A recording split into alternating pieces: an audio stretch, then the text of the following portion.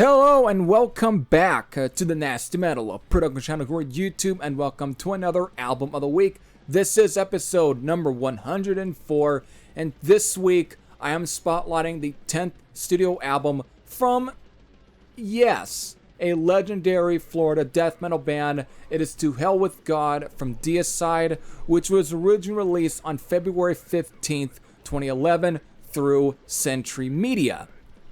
So, Deicide.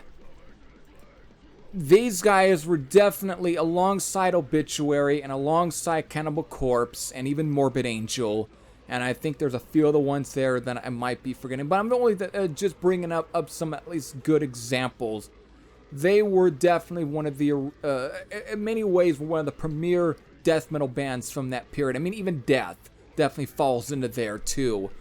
That whole Florida scene was jam-packed with a lot of the death metal bands. It's like Florida had their sound, just as Sweden, especially Gothenburg, had their sound with either like Dismember and Entombed and so on. But who knows, I might have got some facts wrong still. But Florida definitely had their premier death metal bands, and Deicide were at the forefront. Again, going as far back to their very first album, which was originally released in 1990, which was self-titled, and through Roadrunner Records. They were also one of the premier death metal bands to be on Roadrunner besides Obituary. Also, I should definitely mention, they were, at one point, Deicide were formed as Carnage in 1987 and then changed the name to Amen. And then in 1989, it was then changed to Deicide. And then, of course, the Hoffman brothers, when they split apart from Glenn Benton, they definitely reformed Amen. So they ended up using that name. But back to at least Deicide. Again, they are also very much remembered for the first three albums, which was their self-titled album, Legion from 1992, and Once Upon the Cross from 1995. The year that I was born. And another one they are always remembered for is, well, Glenn Benton himself. I mean, again, I kind of got off track a little bit, but one of the things that you can say about Glenn Benton, and especially if you ask the Hoffman brothers, even though the Hoffman brothers, I think if anything, were the ones that really embraced or really were very much into at least maybe the satanic themes or whatnot. They were the ones that was into that. I think it was kind of their religion anyways. And the thing is, the story goes is that at one point when Glenn Benton was so close with them, he was one that decided to pretty much embedded a upside down cross into his forehead. So it literally burned into it as a token, I guess, for further friendship. Eventually, we all know where that ended up heading, which completely broke apart.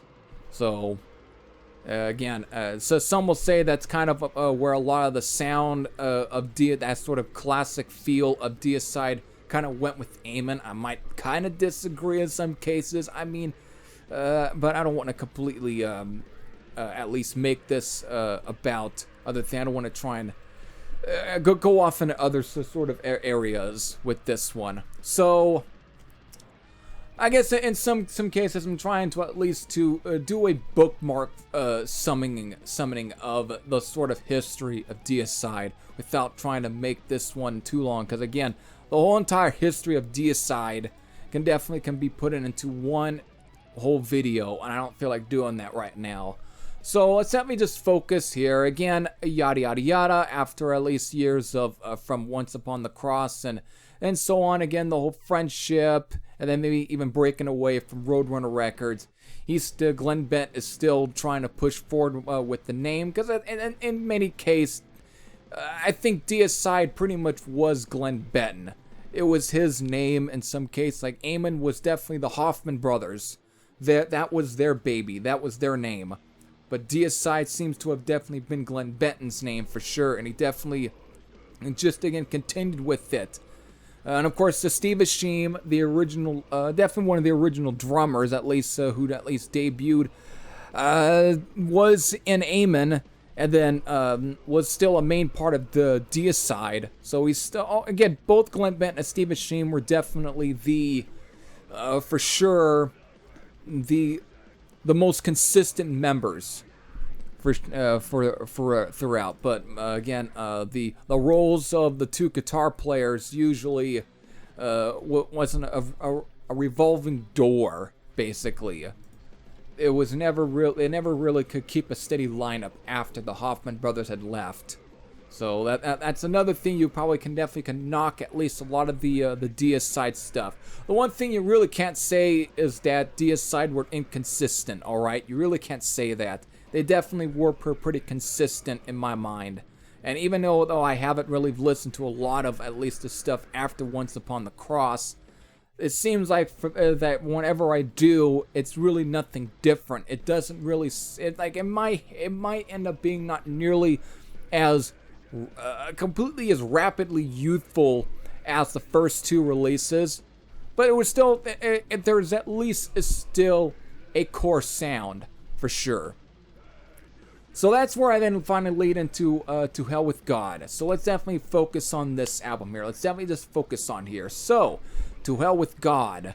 Again, this was their 10th album, and this was being recorded from at least from 2009 to 2010 at Audio Hammer Studios in Stanford, Florida. Or Sanford, Florida, excuse me. I said Stanford. That would be Connecticut. It's Sanford, Florida.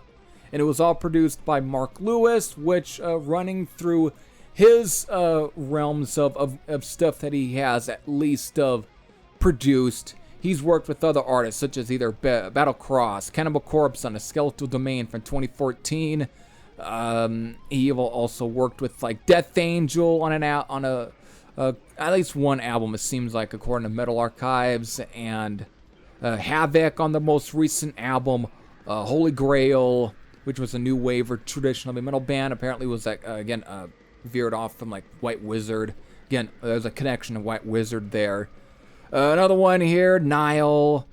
Let's keep going down, and 6 Feet Under, and Trivium apparently. Whitechapel and the Black Dahlia Murder. I even saw, yeah. So there you go. There's at least your brief rundown of the bands that Mark Lewis has at least worked with. And apparently All That Remains as well. So there you go. There's your rundown there. And for the lineup for this album, besides Glenn Benton and Steve Asheem, we got, again, original Cannibal Corpse alumni. We got Jack going on here. Which it seemed like let me kind of look. Was this his... he had at least debuted in 2006 on The Stench of Redemption, and of course, I'll eventually get into his more of his time in Deicide, but this would have been his third album with Deicide. So he's here, and then also on guitar is the late Ralph Santola, who had been in plenty of bands for sure, and this was his only album with Deicide. Of course, again, I'll also talk about him a little later here. He also had some brief stuff with Toxic, and then played with Obituary too. So he's done plenty, but this was his debut in Deicide. So this is your lineup for To Hell With God here. Again, Steve Asheem on drums, Glenn Benton on bass, Jack Owen on guitars, which is rhythm, and also even songwriting for tracks 2, 4, 6, and 9. And then Ralph Santola doing a lot of the lead stuff on here. So there's your lineup. All right. So let's definitely get into more of my, at least of my time with this album. Just my backstory surrounding, just my experience with To Hell With God from Deicide. Again, at this point, it's pretty much also reached its 10th anniversary. Again, 10 years ago. At the time, I was still very much into Deicide. I really got heavily into these guys, especially, again, I was listening to those two albums a lot, the first two, the self-titled and Legion. And I think I did briefly listen to Once Upon the Cross at one point. And again, while I don't think Once Upon the Cross was a terrible album, I think it's a bit overrated in some cases. I feel like compared to the first two, it seemed to lack a lot of the punch that I think the first two did have in terms of the speed and the tense. I mean, Legion was a fucking short album, but goddamn, it's 29 minutes of just straight up blistering fucking death metal. It was freaking great. I really love Legion a lot and the first album, but Once Upon the Cross, I just thought it lacked the energy. It lacked a little bit of the pacing of those two. Not that it's, again, terrible. It's just not nearly as great. In some cases, I kind of found it a little boring in some. So that's kind of one of the reasons why I kind of decided to end my experience with listening any more Deicide albums after that. So when I walked into a Best Buy that year, at least one of them up in Reno, Nevada, I walk into there, and I've gotten a few stuff around here. One of my memories of this time period, especially purchasing this one, also I think I might have purchased this alongside maybe a different day after I had also purchased a Behemoth album, which was Evangelion. Yes, I do own a Behemoth album. Yeah. Whew. Who knows if I'll ever talk about that album. Who knows? Maybe. But it was there. I couldn't make up my mind what to purchase. So I just decided to go with, alright, fuck it. I'll get it. It was a new release at the point still. It was still a new album. This is still 2011. So I was like, fuck it. I'll grab it. Let's see how it is. It can't be any bad. I think I do remember somewhat giving a little bit of a listen online. I kind of dug what I heard, so I just decided, fuck it. I'll grab it, listen to it, and I listened to it at least on the way back to town.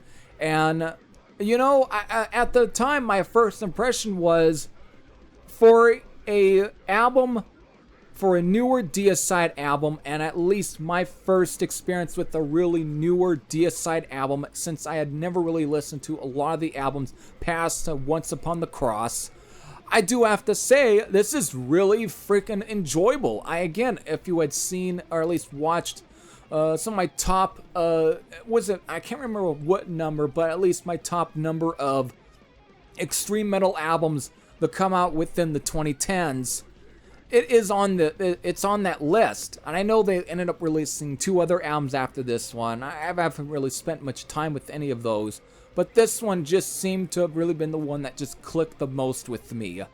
Let's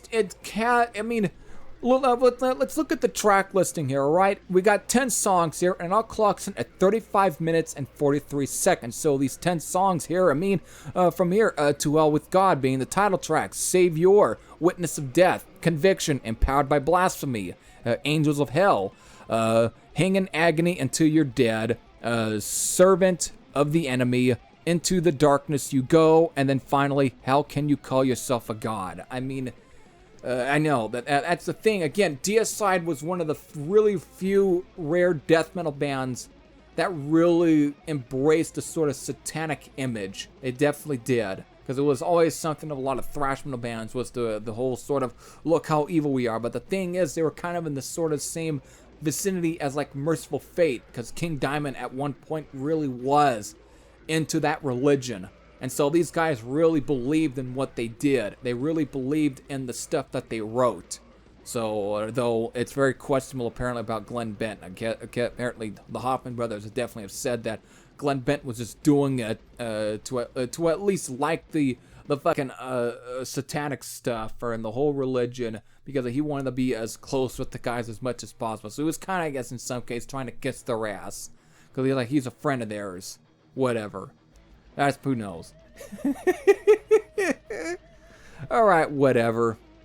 Still, though, what's really is that it's like, while the titles may be considered look how evil we are in some cases, but the thing is, it's what's in the songs. At least just the whole musicianship is what really matters. And it's a lot faster. While it's not nearly as raw or as completely as, I guess it didn't really have the charm of those first 2 albums, but because again, it's more The musicianship is definitely a lot more technical. It's a lot more tighter compared to the first two, which again, that's part of the charm of the first two, is a sort of almost slightly sloppy style guitar playing, and the whole musicianship. Kind of again, it's the charm of again, same thing with the those Venom albums in some cases, or Sodom and Destruction. But there is the one thing here is like, it works for this one, because again, Ralph Santola is an absolute guitar shredder. I mean, it could very well be given that objectively, Ralph Santola and Jack Owen were much better musicians than the Hoffman brothers. But again, it's them, and they do a good job on really kind of the play along with the sort of sound of Deicide. But again, it's a lot more technical here. The musicianship is a lot more tighter here, and it's more refined. And again, that could be seen as a kind of an issue, but at the same time, for any of those who never really liked any of the early Deicide albums and liked the musicianship be a lot more tighter, everything's on here is fucking tight. Jack Owen is a great guitar player. I think he's definitely worked pretty good. I mean, this is probably some of the best material I feel Jack Owen at least had played on since some of his material with Cannibal Corpse. Because there's some great material on this album. Again, one of my favorite tracks immediately on this one was songs like Empowered by Blasphemy, Conviction, and Angels of Hell, and Servant of the Enemy. I just love some of these songs. Again, Empowered by Blasphemy is one of the ones that I feel really harkens back to that sort of classic Deicide sound, whereas the Conviction is a straight up mid-paced thrasher. Again, that's the one thing. It's a lot of, it's like, while it's still death metal, but at the same time, you almost can put it that it's also very in line in some of those death albums from the early 90s in some cases, because it's at times it really borders on thrash at times, because of it really mixes a lot of that in, because of the musicianship is pretty freaking tight on this album. Again, that's one of the things I like about it. I know I haven't really listened to, again, a lot of the other ones, but again, that's the thing. It's like it's still different, because again, that's one of the things you listen to this album is like, compared to the first three, this one is just, the musicianship is a lot more tighter compared to that. And again, the production is at times far better, I guess, compared to at least the production job from Scott Burns on those albums. Because again, a lot of people really, the one thing about that many people will now complain about those more sound studio produced albums is because of Scott Burns. A lot of people really thought his production was just absolutely sterile. I think even Glenn Bent complained about his production work. So in some cases it may sound clean, but at the same time, the musicianship and some of the stuff here, it actually sounds pretty good, I have to say. So I just have a soft spot for this album. That I definitely do. It's just some good stuff here. And I mean, and also 35 minutes and 43 seconds. That is good timing for this album. You don't want an album like this to be too fucking long. You want at least, I think that's the sweet spot for me with a lot of death metal and thrash metal albums. Keep it at least at that length. Don't go any fucking further. I don't want to really care about listening to a goddamn death metal album that is at least 10 songs but somehow clocks in at 50 minutes long. I'm not going to give a shit. I'm sorry. I don't care even how tight some of it is. It just somehow it might go long. I mean, who knows? It may depend on how good the writing is. And if you're not... But again, if it's going to be at the same sort of meat and potato style death metal that you get on this one, it deserves to be at 35 minutes and 43 seconds at least, or 36, maybe 39 minutes. 40 minutes or 44 is at least the maximum, but 35 is probably the sweet spot for albums like this, and I think that's one of the other good things about this one. It's one of the plus sides for here, so that is it. Another one definitely should talk about is Glenn Benton's vocals. He's definitely, I mean, he definitely complained, though, about a lot of the apparently the vocal effects on the first album. He complained about it. I guess there wasn't either enough vocal effects or there was too much vocal effects. I don't know.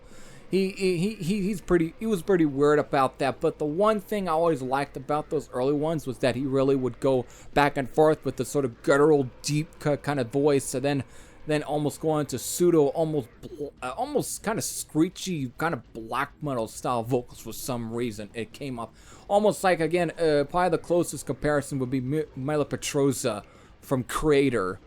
He would reach those kind of notes in a lot of those. On this album, he definitely, since he's gotten a lot older at this point, into 2011, he's not at the same age as he was in like 1990 and 1992 and so on, but he does know his limits, and he really, for the most part, he's a lot more guttural this time around.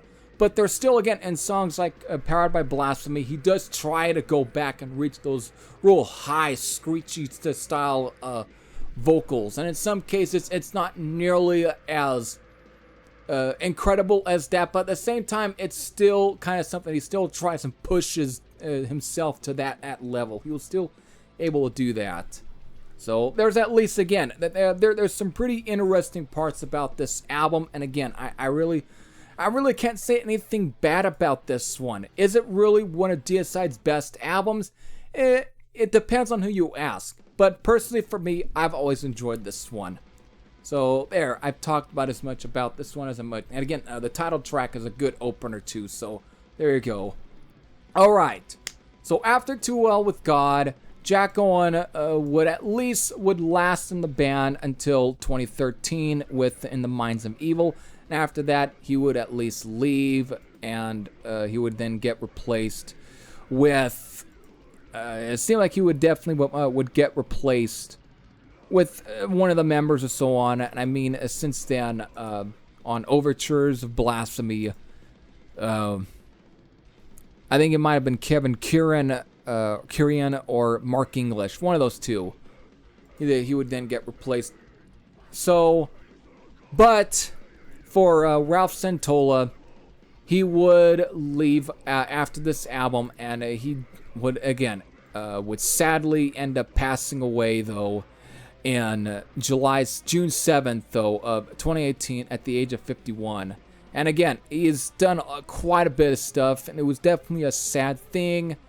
But again, according to here, he also did some guitar work for one of Hulk Hogan's themes for his run in WCW. I don't know which track that would have been. Definitely wouldn't have been the NWO theme. But it's definitely pretty sad. So he then again would also would get replaced for sure throughout on In the Minds of Evil and then Overtures of Blasphemy. So at this point, the lineup now for Deicide, let me go back to Metal Archives page. Again, it's Glenn Benton on vocals, Steve Ashim, Kevin Kieran, and Chris Canella. So there's your new lineup for now. So that would be all stuff after Too Well with God, and they're still with Century Media. They are definitely still with them. So there you go. There is my thoughts and my review for To Hell With God, the 10th studio album from Deicide. Again, for those who might have lived with this album, who might listen to this one, who have their thoughts, who, again, just their opinions on this album, again, I'm very curious. And if you want to leave them, again, leave them in the comments section below. But if you haven't heard this album, and if you're very interested in checking out anything from Deicide, if you're not into to at least the more sloppier kind of material, if you're not into that, I wouldn't say they're sloppy, the first two, but if that is too bare bones for you and you like your work a little more flashier in some cases and more tighter, this isn't a bad album at all. This is definitely one. It's getting great guitar work. There's a lot of great guitar work on this one. But if you want to get a really good idea on how the Florida scene was back in the day, the first two, in my opinion, really, you can't go wrong with at least the first two albums from Deicide. So there you go. For next week's Album of the Week episode, we'll go to, let me pull up my schedule here, because of at least the Album of the Week stuff I've got scheduled. So for next week, will be Plenty of Power from Anvil. Yeah, that is going to be next week's album of the week, because that's going to reach its 20th anniversary. So with that, I hope all of you enjoyed. This is Thrasher Sam out. And I'll see you all later. Take care, everyone.